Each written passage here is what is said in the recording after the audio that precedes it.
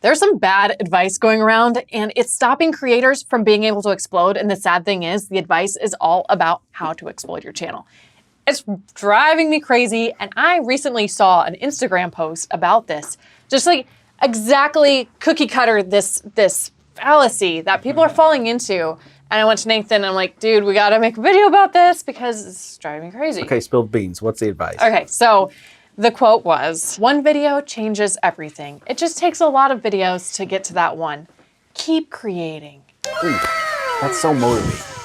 Yeah, it sounds lovely. It sounds lovely, but then if you think about it, it's kind of detrimental. And like, obviously, you know us. We want you to keep creating. No one's telling you to stop publishing. Mr. Beast is a perfect example of that. There's a famous video of him sitting in his bedroom like, someday I'm gonna be huge, right? But he didn't just keep making videos in his bedroom until he got to the point he's at today. Okay, so you've mentioned to me survivorship bias. Yeah. Talk to us about that a little bit. Okay, so this is a very common thing that people fall into, particularly with business, where you hear these motivational, really heartwarming stories about the entrepreneur where nobody believed in them. You know, J.K. Rowling submitted her book however many times and it got rejected. And so there's two big problems with that. The first one, you don't notice the millions of people that tried not giving up on their dreams, and it never worked out. The second problem with that is that even the people that didn't give up on their dreams, first of all, there were probably some people that believed in them. So if you're saying nobody believed in them, that's probably not true. They're just highlighting the people that didn't believe in them because that sounds more lovely. There's three. There's actually three here. The third thing is they probably pivoted a lot. Almost every company that has gotten anywhere has pivoted from their original idea. You have to keep improving. And you might kind of stick with your same topic with YouTube, but you might take a different angle. Yeah. There's a lot of ways this can look, or maybe you'll just notice that your audience wants something slightly different from you. But you have to be willing to pivot. You can't just be like, I'm just gonna keep doing the same thing a million times and someday the algorithm's gonna find one of these videos. Okay, it sometimes works like that. Sometimes. but it not doesn't. that often.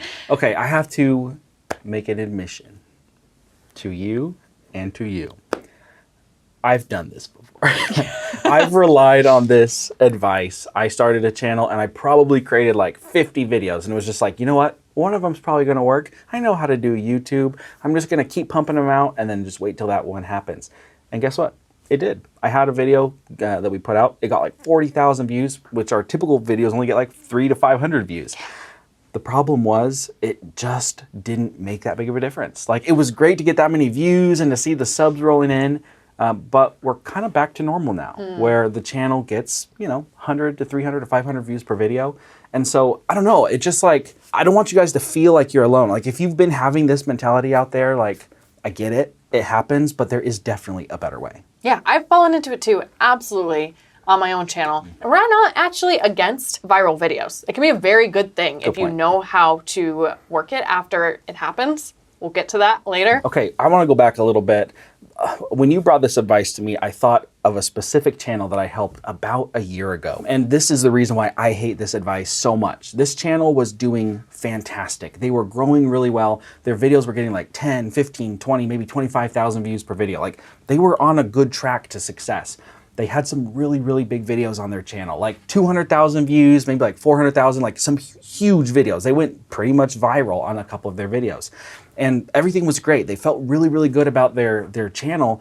But then all of a sudden, YouTube stopped pushing those ginormous videos on their channel. So you can imagine if every single month, you're getting 100,000 views from a single video, and then all of a sudden YouTube stops giving you those views, and then you're back to your baseline of 10,000 views, 20,000 views, 30,000 views. Well, after their big viral videos took off and they started coming back down, they thought their channel was failing. They started posting in our private community, P24. They were like, guys, I think I have to be done with YouTube. It's not working anymore. I don't know what's wrong. I feel like I'm doing everything right. I'm working on my thumbnails. I'm trying to improve all my videos, and it's just not working. The channel is declining. So I saw that post and I thought, man, what's wrong? I looked at the channel before and I knew it was a good channel. So I looked, and as I looked at some of their past data and I saw their big videos that had taken off, I realized that YouTube had just stopped pushing the big videos and that they were really just back down to their normal baseline. But to them, that decline from the huge videos just felt terrible. It was eating them up, and it discouraged them to the point where they were about to quit. Yeah. It sucked because they were doing such a good job. They were literally improving every single video that they were doing, but it just felt horrible. The way YouTube sets up the analytics, especially like on the main dashboard, Yeah. it is so misleading if you're not thinking about that. They're just like, your views are down from Yep. last year, or your views are down Exactly. from last month. They just say it so cut and dry, like there's no possible reason this could be except for your channel's failing. I don't know why they do that. It's frustrating. It is frustrating. And I think part of the problem that I have with that is that YouTube is really a creative endeavor. You know, like, of course, a lot of people are pursuing it for business. I know many of you are. I know we have. And so when it gets to the point where you have to put out a video, and if it's not a 1 out of 10, then you're failing. It's like, oh man, all of a sudden you do just want to fall into the position where I'm just going to create another video. I'm just going to create another video. Maybe someday one will work. You feel drained creatively. I think that's a whole other aspect that we don't talk about very often, is that in this space where I'm just hoping for one viral video, I don't necessarily probably feel inspired about every single video, and I'm not excited. I don't want to create. I think that's a big problem if we look at it that way. Of course, we need to be consistent. We'll say that over and over again. Consistency is key, but you also need to focus on improvement over time. Here's another thing I've noticed. It seems like when you're trying to find that viral video, you never get it. And then there's this thing that happens where the second you stop trying to make a viral video, or maybe you're like, you want a viral video, but you're like, this week I'm in a rush, or I just need to get this one out for some reason. And then you make that. The Tesla truck video that was made here at Income School. Same thing with that, with like we're trying to make a viral video. And I think a lot of this is that when you're trying to make a viral video, you're so focused on pleasing people.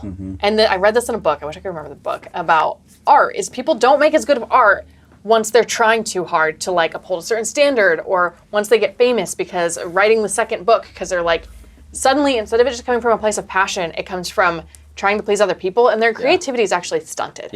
And I think we make better videos when we're really doing it kind of for us, or more genuinely for our audience. But I think the lesson there is to really focus on what you're passionate about and improve for the sake of making videos you like better, and making videos that will serve your audience better, and improve in a sustainable, gradual way instead of just like trying so hard for that viral video. Okay, now here's the thing. Like Julia said earlier, we do not hate viral videos. When you have a video on your channel take off, that can be a really good thing. It's the mindset that's the problem. We want to help you make sure you can capitalize as best as possible when you do get that viral video on your channel. So go check out this video, and we're going to tell you everything you need to know to make that viral video work for you as good as possible.